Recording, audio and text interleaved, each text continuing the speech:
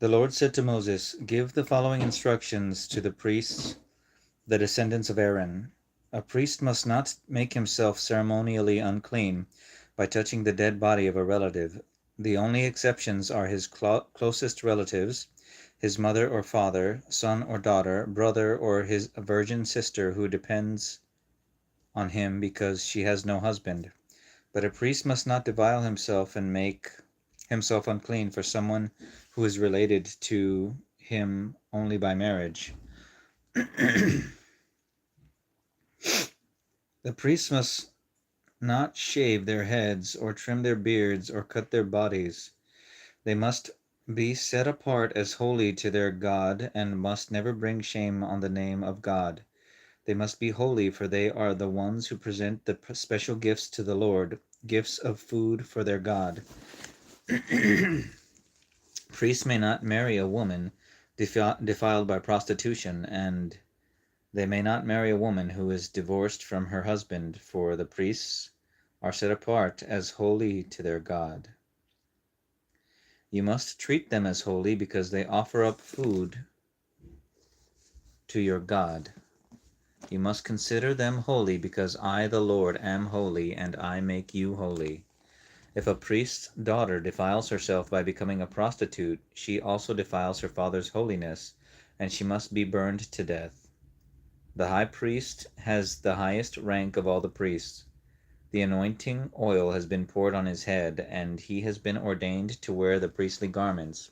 He must never leave his hair uncombed, or tear his clothing. He must not defile himself by going near a dead body. He may never make himself ceremonially unclean, even for his father or mother. He must not defile the sanctuary of his God by leaving it to attend to a dead person, for he has been made holy by the anointing oil of his God. I am the Lord. The high priest may marry only a virgin. He may not marry a widow, a woman who is divorced, or a woman who has defiled herself by prostitution. She must be a virgin from his own clan, so that he will not dishonor his descendants among his clan, for I am the Lord who makes him holy. Then the Lord said to Moses,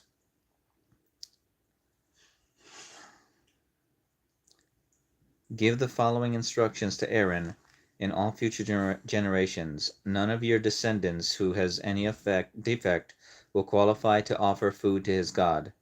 No one who has defect qualifies, whether he is blind, lame, disfigured, deformed, or has broken foot or arm, or is hunchbacked or dwarfed, or has a defective eye, or skin sores or scabs, or damaged testicles. No descendant of Aaron who has a defect may approach the altar to present special gifts to the Lord, since he has a defect. He may not approach the altar to offer food to his God. However, he may eat from the food offered to God, including the holy offerings and the most holy offerings. Yet because of his physical defect, he may not enter the room behind the inner curtain or approach the altar, for this would defile my holy places. I am the Lord who makes them holy." So Moses gave these instructions to Aaron and his sons and to all the Israelites. Leviticus chapter 22. The Lord said to Moses, "Tell Aaron and his sons to be very careful with the sacred gifts that the Israelites set apart for me, so they do not bring shame on my holy name. I am the Lord. Give them the following instructions. In all future generations, if any of your descendants is ceremonially unclean when he approaches the sacred offerings that the people of Israel consecrate to the Lord, he must be cut off from my presence. I am the Lord. If any of Aaron's descendants has a skin disease or any kind of discharge that makes him ceremonially unclean, he may not eat from the sacred offerings until he has been pronounced clean. He also becomes unclean by touching a corpse, or by having an emission of semen, or by touching a small animal that is unclean, or by touching someone who is ceremonially unclean for any reason. The man who is defiled in any of these ways will remain unclean until evening. He may not eat from the sacred offerings until he has bathed himself in water. When the sun goes down, he will be ceremonially clean again, and may eat from the sacred offerings, for this is his food. He may not eat an animal that has died a natural death or has been torn apart by wild animals, for this would defile him. I am the Lord. The priests must follow my instructions carefully, otherwise they will be punished for their sin and will die for violating my instructions. I am the Lord who makes them holy. No one outside a priest's family may eat the sacred offerings. Even guests and hired workers in a priest's home are not allowed to eat them. However, if the priest buys a slave for himself, the slave may eat from the sacred offerings, and if his slaves have children, they also may share his food. If a priest's daughter marries someone outside the priestly family, she may no longer eat the sacred offerings. But if she becomes a widow or is divorced and has no children to support her, and she returns to live in her father's home as in her youth, she may eat her father's food again. Otherwise, no one outside a priest's family may eat the sacred offerings. Any such person who eats the sacred offerings without realizing it must pay the priest for the amount eaten, plus an additional 20%.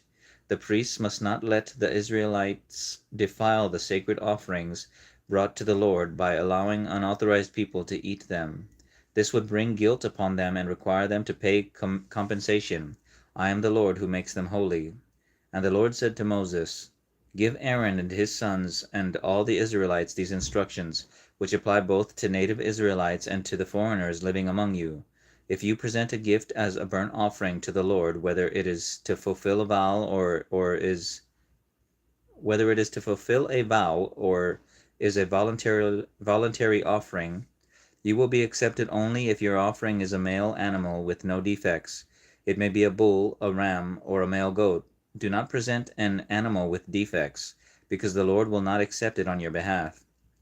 If you present a peace offering to the Lord from the herd or the flock, whether it is to fulfill a vow or is a voluntary offering, you must offer a perfect animal. It may have no defect of any kind. You must not offer an animal that is blind, crippled, or injured, or that has a wart, a skin sore, or scabs. Such animals must never be offered on the altar as special gifts to the Lord.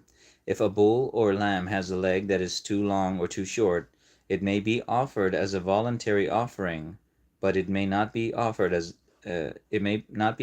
to fulfill a vow. If an animal has damaged testicles or is castrated, you may not offer it to the Lord. You must never do this in your own land, and you must not accept such an animal from foreigners and then offer it as a sacrifice to your God. Such animals will not be accepted on your behalf, for they are mutilated or defective. And the Lord said to Moses, When a calf or lamb or goat is born, it must be left with its mother for 7 days. From the 8th day on, it will be acceptable as a special gift to the Lord. But you must not slaughter a mother animal and her offspring on the same day, whether from the herd or the flock. When you bring a thanksgiving offering to the Lord, sacrifice it properly, so you will be accepted. Eat the entire sacrificial animal on the day it is presented. Do not leave any of it until the next morning. I am the Lord. You must faithfully keep all my commands by putting them into practice, for I am the Lord. Do not bring shame on my holy name, for I will display my holiness among the people of Israel. I am the Lord who makes you holy. It was I who rescued you from the land of Egypt, that I might be your God. I am the Lord. Leviticus chapter 23. The Lord said to Moses, Give the following instructions to the people of Israel. These are the Lord's appointed festivals, which you are to proclaim as official days for holy assembly. You have 6 days each week for your ordinary work, but the 7th day is a Sabbath day of complete rest, an official day for holy assembly. It is the Lord's Sabbath day, and it must be observed wherever you live. In addition to the Sabbath, these are the Lord's appointed festivals, the official days for holy assembly that are to be celebrated at their proper times each year. The Lord's Passover begins at sundown on the 14th day of the first month. On the next day, the 15th day of the month, you must begin celebrating the festival of unleavened bread. This festival to the Lord continues for 7 days, and during that time the bread you eat must be made without yeast. On the first day of the festival, all the people must stop their ordinary work and observe an official day for holy assembly. For 7 days you must present special gifts to the Lord. On the 7th day, the people must again stop all their ordinary work to observe an official day for holy assembly. Then the Lord said to Moses, "Give the following instructions to the people of Israel. When you enter the land I am giving you, and you harvest its first crops, bring the priest a bundle of grain from the first cutting of your grain harvest. On the day after the Sabbath, the priest will lift it up before the Lord, so it may be accepted on your behalf. On that same day you must sacrifice a 1-year-old male lamb with no defects as a burnt offering to the Lord. With it you must present a grain offering consisting of 4 quarts of choice flour moistened with olive oil. It will be a special gift, a pleasing aroma to the Lord. You must also offer 1 quart of wine as a liquid offering. Do not eat any bread or roasted grain or fresh kernels on that day until you bring this offering to your God. This is a permanent law for you, and it must be observed from generation to generation, wherever you live. From the day after the Sabbath, the day you bring the bundle of grain to be lifted up as a special offering, count off 7 full weeks. Keep counting until the day after the 7th Sabbath, 50 days later. Then present an offering of new grain to the Lord from wherever you live. Bring 2 loaves of bread to be offered up before the Lord as a special offering. Make these loaves from 4 quarts of choice flour, and bake them with yeast. They will be an offering to the Lord from the first of your crops. Along with the bread, present 7 1-year-old male lambs with no defect, 1 young bull, and 2 rams as burnt offerings to the Lord. These burnt offerings, together with the grain offerings and liquid offerings, will be a special gift, a pleasing aroma to the Lord. Then you must offer 1 male goat as a sin offering and 2 1-year-old male lambs as a peace offering. The Lord will lift up the 2 lambs as a special offering to the Lord, together with the loaves representing the first of your crops. These offerings, which are holy to the Lord, belong to the priests. That same day will be proclaimed an official day for holy assembly, a day on which you do no ordinary work. This is a permanent law for you, and it must be observed from generation to generation wherever you live. When you harvest the crops of your land, do not harvest the grain along the edges of your fields, and do not pick up what the harvesters drop. Leave it for the poor and the foreigners living among you. I am the Lord your God. The Lord said to Moses, "Give the following instructions to the people of Israel. On the first day of the appointed month in early autumn, you are to observe a day of complete rest. It will be an official day for holy assembly, a day commemorated with loud blasts of a trumpet. You must do no ordinary work on that day. Instead, you are to present special gifts to the Lord." Then the Lord said to Moses, "Be careful to celebrate the Day of Atonement on the 10th day of that same month, 9 days after the Festival of Trumpets. You must observe it as an official day for holy assembly, a day to deny yourselves and present special gifts to the Lord. Do no work during that entire day, because it is a day of atonement, when offerings of purification are made for you, making you right with the Lord your God. All who do not deny themselves that day will be cut off from God's people, and I will destroy anyone among you who does any work on that day. You must not do any work at all. This is a permanent law for you, and it must be observed from generation to generation, wherever you live. This will be a Sabbath day of complete rest for you, and on that day you must deny yourselves. This day of rest will begin at sundown on the 9th day of the month and extend until sundown on the 10th day. And the Lord said to Moses, "Give the following instructions to the people of Israel.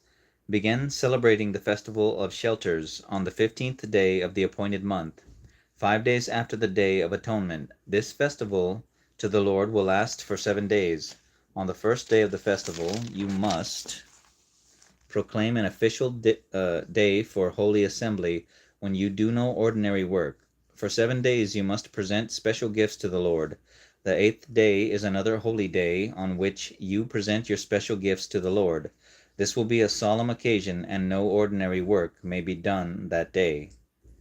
These are the Lord's appointed festivals. Celebrate them each year as official days for holy assembly by presenting special gifts to the Lord: burnt offerings, grain offerings, sacrifices, and liquid offerings, each on its proper day.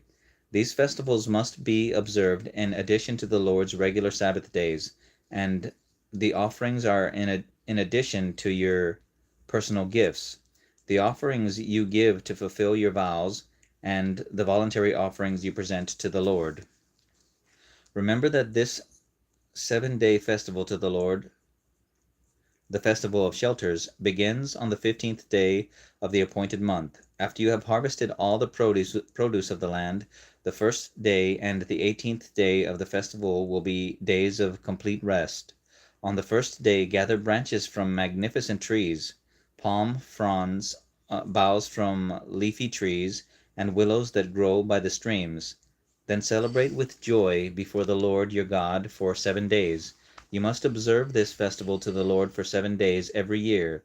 This is a permanent law for you, and it must be observed in the appointed month, from generation to generation. For 7 days you must live outside in little shelters. All native-born Israelites must live in shelters. This will remind each new generation of Israelites that I made their ancestors live in shelters when I rescued them from the land of Egypt. I am the Lord your God. So Moses gave the Israelites these instructions regarding the annual festivals of the Lord. Leviticus chapter 24. The Lord said to Moses, "Command the people of Israel to bring the pure oil of pressed olives for the light, to keep the lamps burning continually. This is the lampstand that stands in the tabernacle, in front of the inner curtain that shields the ark of the covenant. Aaron must keep the lamps burning in the Lord's presence all night. This is a permanent law for you, and it must be observed from generation to generation. Aaron and the priests must tend the lamps on the pure gold lampstand continually in the Lord's presence. You must bake 12 flat loaves of bread from choice flour using 4 quarts. The flour for each loaf, place 4 quarts of flour for each loaf. Place the bread before the Lord on the pure gold table and arrange the loaves in 2 stacks, with 6 loaves in each stack. Put some pure frankincense near each stack to serve as a representative offering, a special gift presented to the Lord. Every Sabbath day this bread must be laid out before the Lord as a gift from the Israelites. It is an ongoing expression of the eternal covenant. The loaves of bread will belong to Aaron and his descendants, who must eat them in a sacred place, for they are most holy. It is the permanent right of the priest to claim this portion of the special gifts presented to the Lord. One day a man who had an Israelite mother and an Egyptian father came out of his tent and got into a fight with one of the Israelite men. During the fight, this son of an Israelite woman blasphemed the name of the Lord with a curse. So the man was brought to Moses for judgment. His mother was Shelomith, the daughter of Dibri of the tribe of Dan. They kept the man in custody until the Lord's will in the matter should become clear to them. Then the Lord said to Moses, "Take the blasphemer outside the camp and tell all those who heard the curse to lay their hands on his head. Then let the entire community stone him to death. Say to the people of Israel, those who curse their God will be punished for their sin. Anyone who blasphemes the name of the Lord must be stoned to death by the whole community of Israel. Any native-born Israelite or foreigner among you who blasphemes the name of the Lord must be put to death.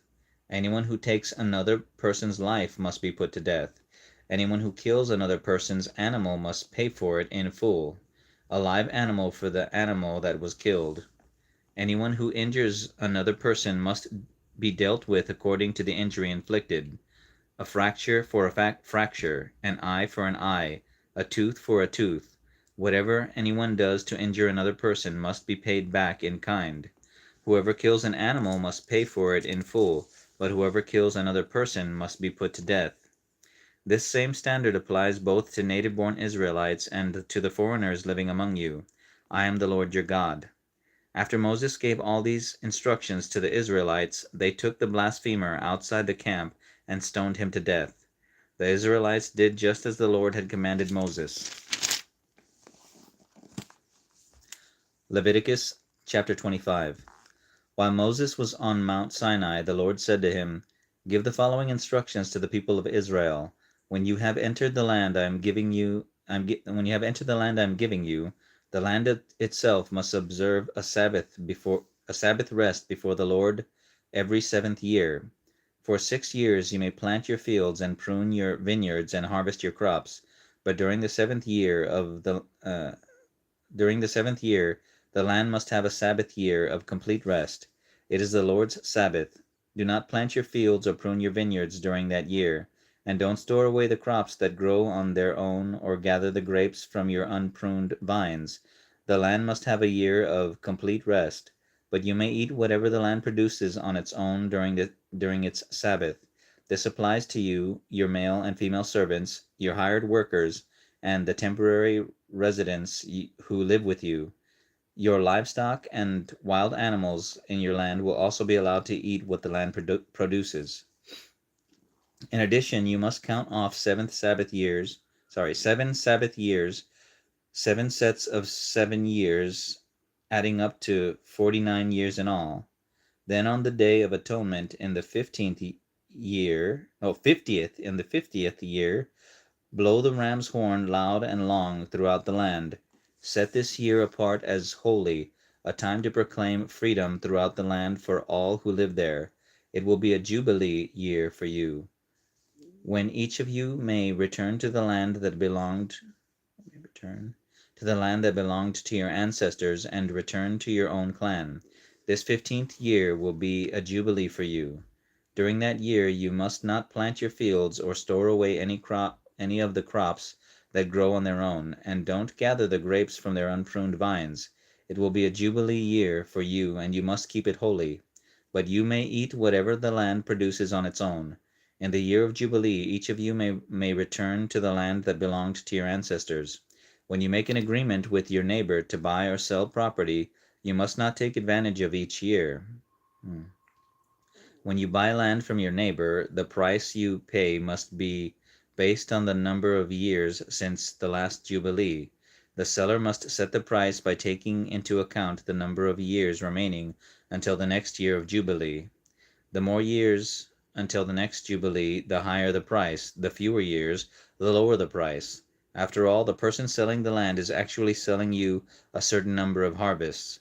Show you fear of God by not taking advantage of each other.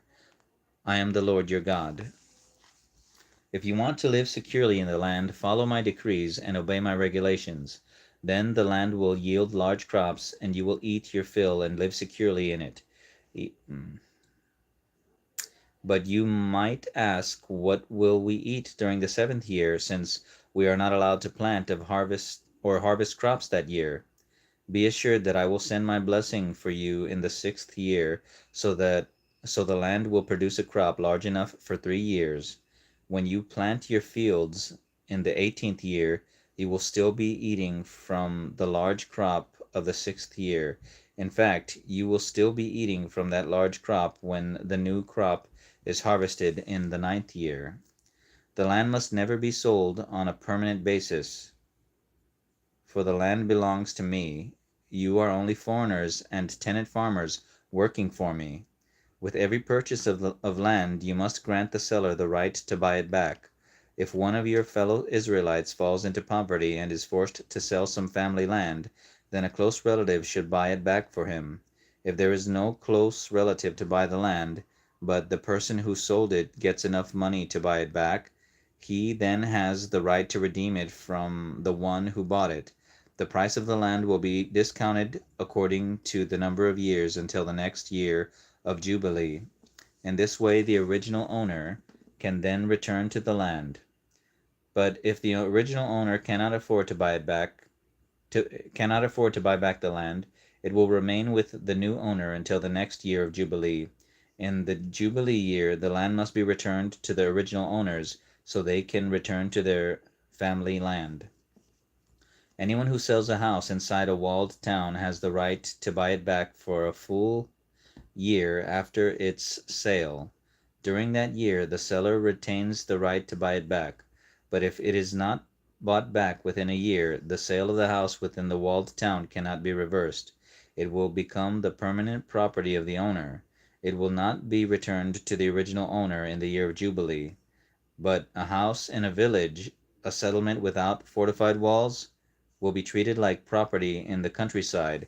Such a house may be bought back at any time, and it must be returned to the original owner in the year of Jubilee. The Levites always have the right to buy back a house they have sold within the towns allotted to them, and any property that is sold by the Levites, all houses within the Levitical towns, must be returned in the year of Jubilee. After all, the houses in the towns reserved for the Levites are the only property they own in all Israel. The open pasture land around the Levitical towns may never be sold. It is their permanent possession.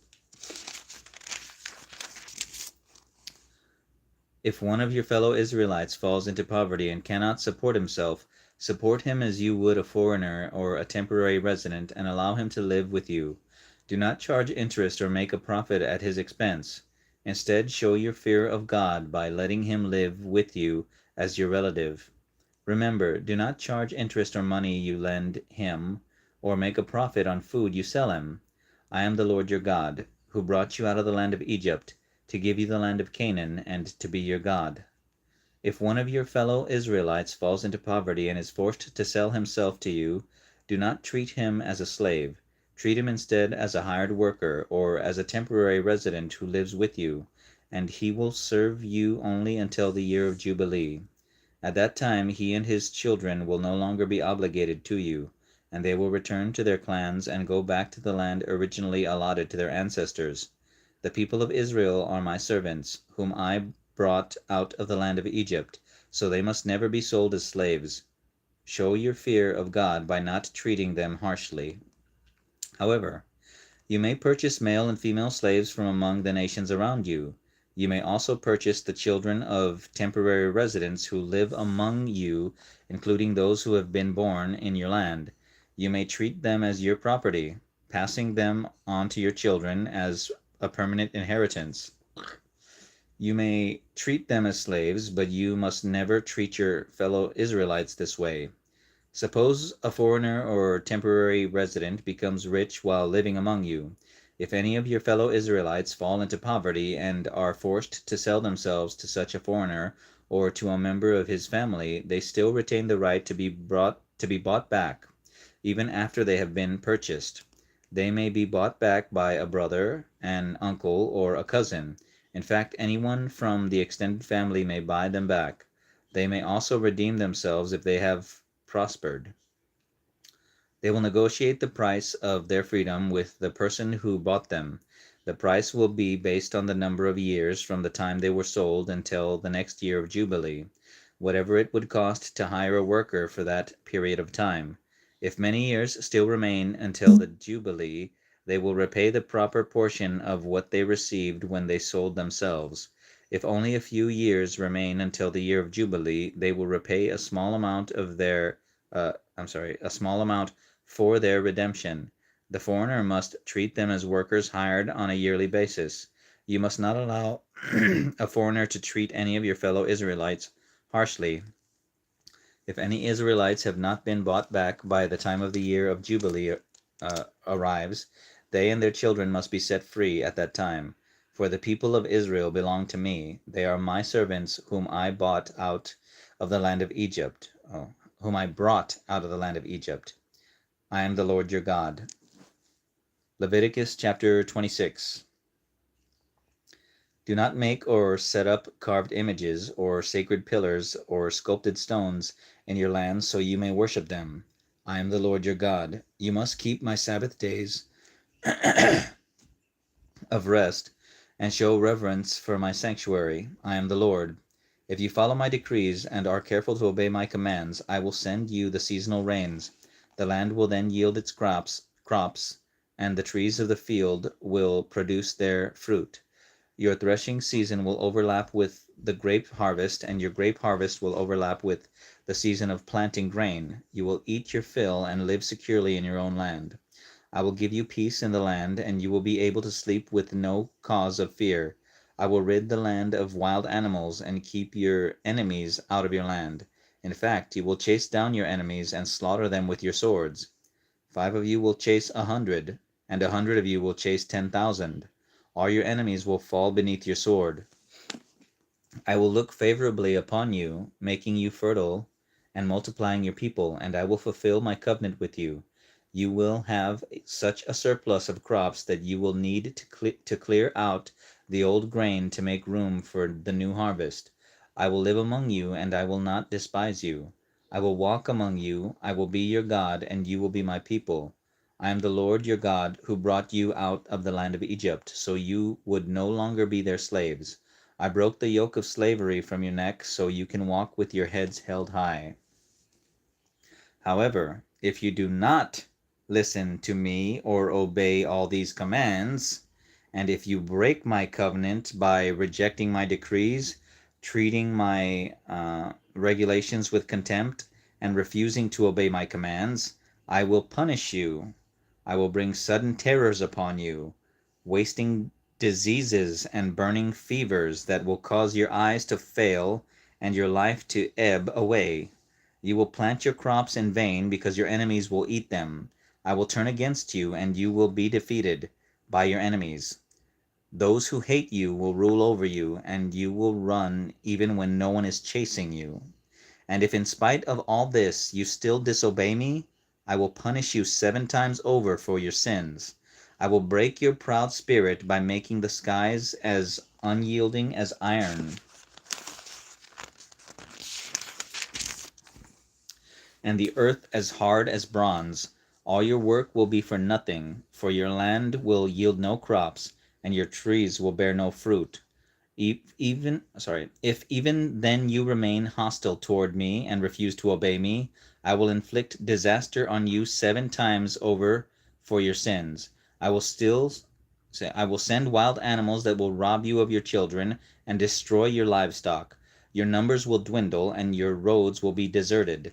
And if you fail to learn the lesson and continue your hostility toward me, then I myself will be hostile toward you. I will personally strike you with calamity 7 times over for your sins. I will send armies against you to carry out the curse of the covenant you have broken. When you run to your towns for safety, I will send a plague to destroy you there, and you will be handed over to your enemies. I will destroy your food supply so that 10 women will need only 1 oven to bake bread for their families. They will ration your food by weight, and though you have food to eat, you will not be satisfied. If, in spite of all this, you still refuse to listen and still remain hostile toward me, then I will give full vent to my hostility. I myself will punish you 7 times over for your sins. Then you will eat the flesh of your own sons and daughters. I will destroy your pagan shrines and knock down your places of worship. I will leave your lifeless corpses piled on top of your lifeless idols, and I will despise you. I will make your cities desolate and destroy your places of pagan worship. I will take no pleasure in your offerings that should be a pleasing aroma to me. Yes, I myself will devastate your land, and your enemies who come to occupy it will be appalled at what they see. I will scatter you among the nations and bring out my sword against you. Your land will become desolate, and your cities will lie in ruins. Then at last the land will enjoy its neglected Sabbath years. Then at last the land will enjoy its neglected Sabbath years as it lies desolate while you are in exile in the land of your enemies. Then the land will finally rest and enjoy the Sabbaths it missed.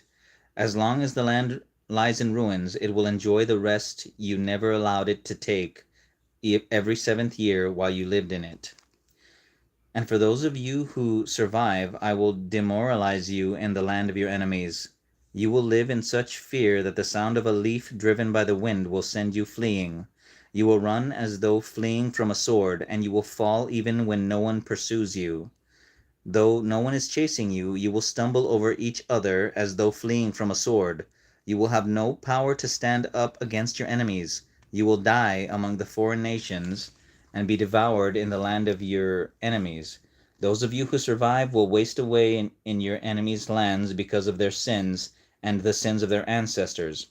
But at last my people will confess their sins and the sins of their ancestors for betraying me and being hostile toward me.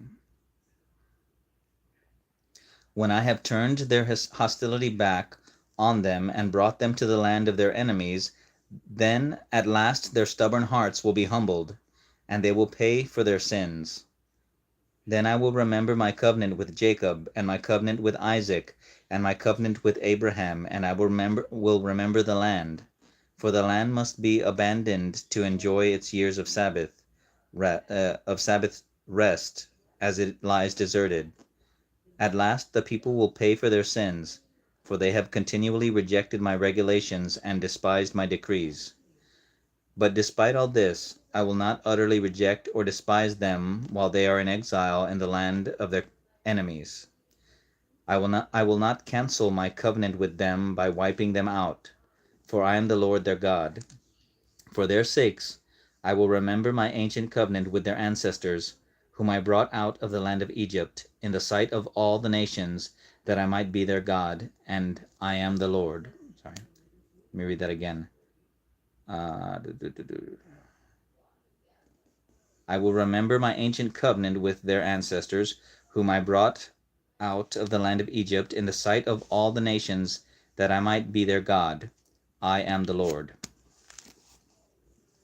These are the decrees, regulations, and instructions that the Lord gave through Moses on Mount Sinai as evidence of the relationship between himself and the Israelites. Leviticus chapter 27.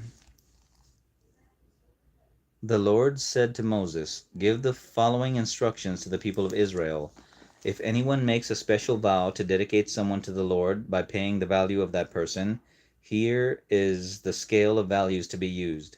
A man between the ages of 20 and 60 is valued at 50 shekels of silver, as measured by the sanctuary shekel. A woman of that age is valued at 30 shekels of silver. A boy between the ages of 5 and 20 is valued at 20 shekels of silver. A girl of that age is valued at 10 shekels of silver. A boy between the ages of 1 month and 5 years is valued at 5 shekels of silver. A girl of that age is valued at 3 shekels of silver. A man older than 60 is valued at 15 shekels of silver. A woman of that age is valued at 10 shekels of silver. If you desire to make such a vow but cannot afford to pay the required amount, take the person to the priest. He will determine the amount for you to pay based on what you can afford.